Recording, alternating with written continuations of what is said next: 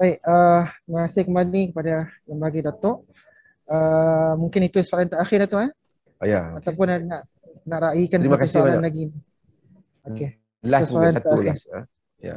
Okey, soalannya agak spesifik ni tentang bolehkah kita rumuskan tentang aliran tarekat dan sufi yang diijazahkan sedikit-sedikit pengaruh Qadariyah atau kalangan konservatif ini ialah perjalanan ke belakang. Sedangkan Za'ba dengan Profesor Syed Naqib Alatas antara pembaharu abad ke-20-21.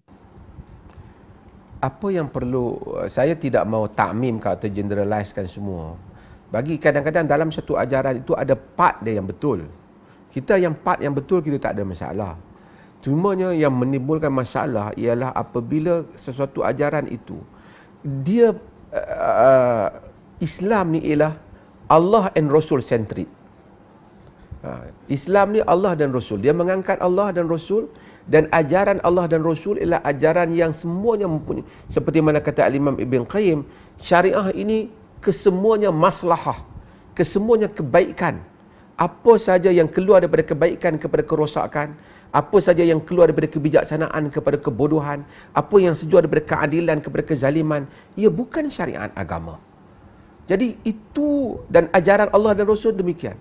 Tapi kalau kita mengikuti satu ajaran, awal-awal lagi kempen dia kepada peribadi manusia.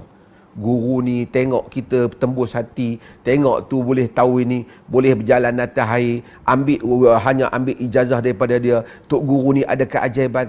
Dia telah berpindah daripada mendekatkan diri kepada Allah. Walaupun dia guna nama Allah, dia orang gunakan. Ini disebut oleh Ibnu Jauzi sebagai talbisul iblis, talbis iblis. Jadi dia guna nama Allah, tapi kalau kita tengok kesimpulan daripada ajaran yang dia bagi itu bukan naikkan Allah dan Rasul, naikkan diri dia lah, naikkan guru dia. Akhirnya orang dengar tu bukan orang dengar, dia mungkin cakap pasal derma, tapi derma tu yang dia cakap derma untuk dia. Macam tu juga ayat-ayat derma. Dia cakap tentang hormat ulama, tapi ulama yang dia masukkan dia dan kawan-kawan dia. Bukan dalam konsep yang luar. Dia cakap tentang ilmu, ilmu yang dia cakap ilmu dia, bukan ilmu yang dalam erti kata yang mana ilmu yang begitu luas. Artinya bagaimana manipulasi boleh dilakukan terhadap nas-nas agama. Sebab itu saya katakan bahawasanya kita ini ajaran-ajaran apa pun senang je kita nak tanya. Macam mana Islam pada zaman Nabi? Adakah Islam macam? Saya ada majlis tokoh agama daripada Indonesia datang ke Malaysia, buat majlis, siapa salam dengan dia macam salam dengan Nabi. Sebab man safahani, Nabi kata man safahani dakhala jannah, man safahani ila akhir, siapa salamku masuk syurga. Dia pasti suruh lah. Tapi dia baca, kenapa? Kerana dia nak buat majlis di masjid tu, pakatlah bangun salam dengan dia. Kerana tangan dia ni pernah salam untuk guru dia, tangan tok guru dia pernah salam untuk guru dia, tok guru dia sampai ke Nabi, siapa yang salam masuk syurga. Kalau kita fikir logik sikit ke depan, berapa banyak kali Abu Bakar dengan Umar salam dengan Nabi, Osman dan Ali, Anas dan seumpamanya. Ada mereka buat majlis dalam masjid, panggil wilayah-wilayah yang mereka pergi, mari salam dengan aku, supaya dapat salam aku dapat masuk syurga. Ataupun mereka menegaskan syurga itu diperolehi dengan usaha, dengan perjuangan, dengan membangunkan umat, dengan melakukan islah, baik untuk diri sendiri dengan Tuhan, baik untuk diri sendiri dengan umat manusia dan alam keseluruhan yang Tuhan jadikan. Hablum minallah wa hablum minan nas. Tapi mereka ini buat shortcut. Yang ini yang Muhammad Qutub sebut. Ini adalah dua perkara yang memundurkan, iaitu sufi yang melampau.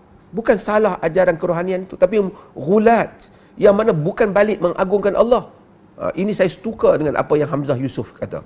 Sufi hari ini lebih banyak pada jampi, dancing, untuk menari-nari, kemudian pemujaan kepada syekh mereka. Mana lagi sufi yang bermaksud menjadikan kita seperti Hasan al-Basri? Dia tak pernah claim dia sufi. Mana sufi yang seperti mana kalau benar nak ikut ulama-ulama yang mana salih, tapi akhirnya semuanya balik kepada guru masing-masing. Tarikatnya, kelebihannya, kemudian produknya. Sehingga zikir pun kena tulis nama dia. Dan barang-barang dia pun ditulis nama tertentu. Sebab itu saya menyeru kepada kita semua, jangan kita memperbodohkan diri dalam hal ini. Agama ini akhirnya kita cari redha siapa? Redha guru kita atau redha Allah dan Rasul. Ramai orang mengajar, supaya kalau kita tengok orang tu mengajar, dia punya ending pada cerita dia mentazimkan dirinya, dia bukan. Ta'zimkan tu mesti dia tak kata saya hebat. Boleh tapi kena ambil melalui saya. Boleh kena ambil melalui sanad saya. Boleh tak, semuanya balik. Cara dah. Dan ini jadi trend kepada golongan, termasuk anak-anak muda yang nak jadi ustaz. Dia jadi trend macam mana cara nak berjalan. Baru muda-muda lagi dah pegang tongkat. Sebab saya bukan kata saya anti orang datang ada serban. Tapi kalau kita gambarkan golongan agama itu berjalan pakai jubah, serban letak di bau. Nabi pakai serban, betul. Nabi ada semua burdah. Tapi Nabi juga pakai baju besi dalam peperangan. Kalau kita gambarkan semua golongan agama tu sifat dia pakai kasut, pakai tongkat semua. Berapa puluh tongkat, ratus tongkat terpaksa parking di masjid Nabi. Masa semayang, mesti dilaporkan. Kan? Kemudian Nabi berjalan macam tu. Satu masyarakat yang pasif. Masyarakat yang tak aktif.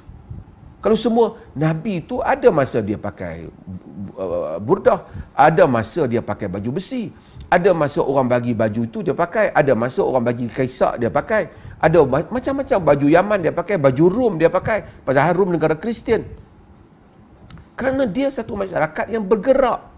Tapi kita cuba gambarkan Islam ni satu jadi kelompok, ramai-ramai jalan, pegang tongkat, tak peduli tentang hal dunia ni. Yang penting hari-hari fikir nak minum bekas air Tok Guru, nak makan bekas habis Tok Guru. Agama apa ini yang sedang kita hidupkan? Kalau kita biarkan, dia sudah jadi fenomena kadang-kadang. Dan Tok Guru tu muda-muda lagi, dia orang enjoy dengan pengikut-pengikut seperti ini. Jadi cult yang lebih teruk lagi pada zaman Hamka, zaman Za'bar, yang akhirnya kita memang akan memundurkan masyarakat Muslim kita. Orang lain melangkah ke hadapan, kemudian kita tengok hari demi hari kita akan melangkah ke belakang.